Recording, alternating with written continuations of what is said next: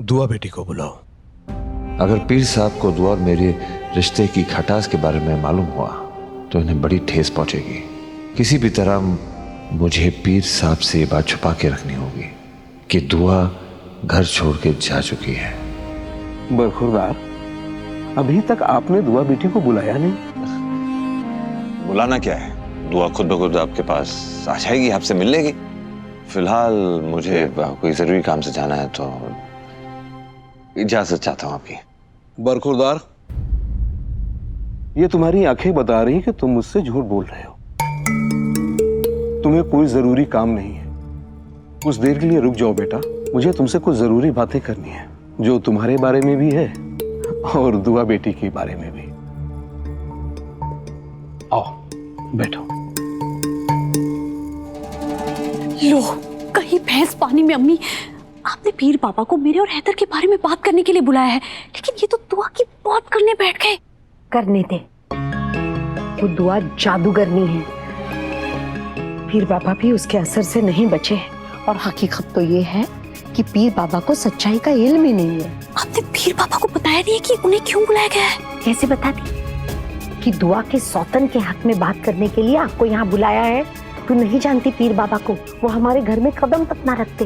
लेकिन अम्मी, पीर बाबा को तो इसलिए बुलाया गया है ना, ताकि हैदर उनकी बात मानकर मुझसे वो रिश्ता कायम करे जिससे हमारी औलाद वजूद में आ जाए। लेकिन अगर पीर बाबा हैदर को इसके लिए मना ही नहीं पाएंगे तो इनके आने का फायदा ही क्या है? अम्मी, फायदा है मेरी जान, थोड़ा सब्र कर और अपनी अम्मी पे एतबार कर। मैं दुआ का इस्तेमाल करके ही पीर बाबा को तुम्हारे हक में बोलने के लिए मजबूर करने वाली हूँ। फिर है तो भी तुम्हें अपनाएगा और तुम्हारी औलाद भी होगी। आई बात समझ में? ये दोनों इतने गिर गए कि दुआ भाभी के खिलाफ पीर बाबा को लेकर आ गए। ये बात दुआ भाभी को बताना बहुत जरूरी है। क्या बोल रहे हैं रवि भाई? अम्मी का दिमाग इस कदर खराब हो गया है कि हैदर और गजल का रिश्ता कायम करने के लिए वो पीर बाबा का इस्तेमाल कर रही हैं। नहीं भाभी, अम्मी ऐसा ही करने वाले, मैंने खुद अपने कानों से सुना भाभी। मुझे तो यकीन ही नहीं हो रहा कि ये वही इंसान है जिन्हें मैं अपना सब कुछ माना करती थी।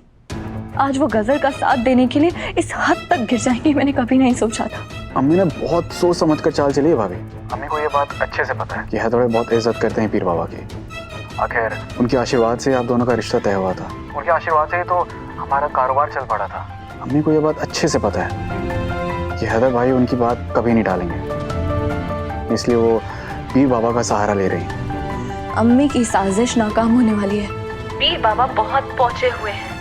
इंसान को देखकर उसकी फितरत जान जाते हैं। जैसे ही वो गजल को देखेंगे ना, उन्हें गजल की हकीकत मालूम हो जाएगी और फिर हैदर और गजल का रिश्ता कभी कायम नहीं होगा और ना ही गजल को औलाद का सुख मिलेगा। भगवान करे ऐसा ही हो, पर मुझे कुछ ठीक नहीं लग रहा भाभी।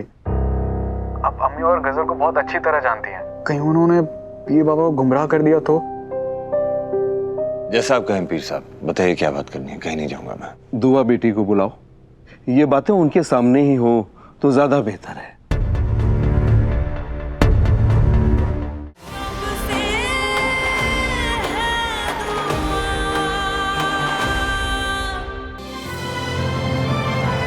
डाउनलोड कीजिए ZEE5 ऐप अभी और देखिए आपके पसंदीदा शोज कभी भी कहीं भी फ्री में।